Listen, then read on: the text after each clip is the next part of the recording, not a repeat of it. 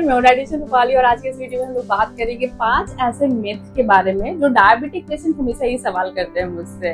तो पहला, अगर हम चीनी नहीं खा सकते तो क्या गुड़ खा सकते हैं? तो मैं आपको ये बता दूं कि चीनी और गुड़ में बहुत ज्यादा फर्क नहीं है, कैलोरी आपको सामान्य मिलता है। हाँ, ये चीज है कि गुड़ को थोड़ा हम लोग प्राथमिकता इसलिए देते हैं क्योंकि ये अगर गुड़ नेचुरल है, अगर वो आपके खेत से आ रहा है, बनकर आ रहा है, लोकल है, तो उसमें थोड़ा सा न्यूट्रिएंट एडेड होता है चीनी की अपेक्षा। चीनी क्या है, बिल्कुल पॉलिश्ड होता है, केमिकल कोटेड होता है, बहुत हार्मफुल है और चीनी शुगर को बहुत ज्यादा स्पाइक करता है, गुड़ भी उतना ही करता है। सो हाँ, बहुत रेयर अगर आपका मन कर रहा है, अगर आप इंसुलिन ले रहे हैं, अगर आपका शुगर कंट्रोल रहता है, पर फिर भी कभी मन किया कि नहीं हमें गुड़ दही के साथ थोड़ा सा गुड़ चाहिए होता है, क्योंकि गुड़ का थोड़ा सा बेनिफिट तो है, तो आप बहुत कम मात्रा में ले, लेकिन ये सोच कर कि गुड़ से नहीं बढ़ेगा, प्लीज चीनी और गुड़ दोनों को अवॉइड करना है अगर आप शुगर को कंट्रोल करके रखना चाहते हैं तो।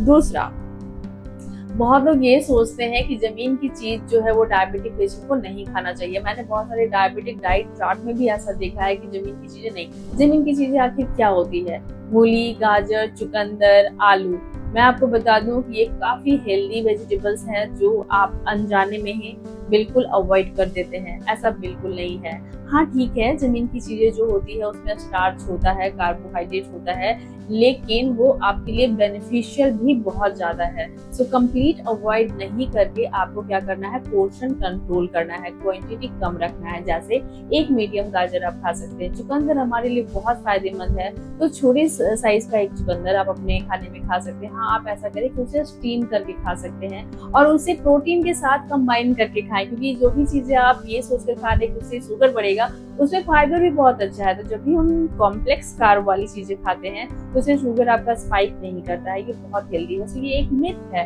हाँ, डिपेंड करता है कि आपको वो पोर्शन कंट्रोल करके खाना है और कितना खाना है, ये इंडिविजुअल है। आपके रिक्वायरमेंट के अकॉर्डिंग आप अपनी डाइटिशियन से सलाह ले सकते हैं।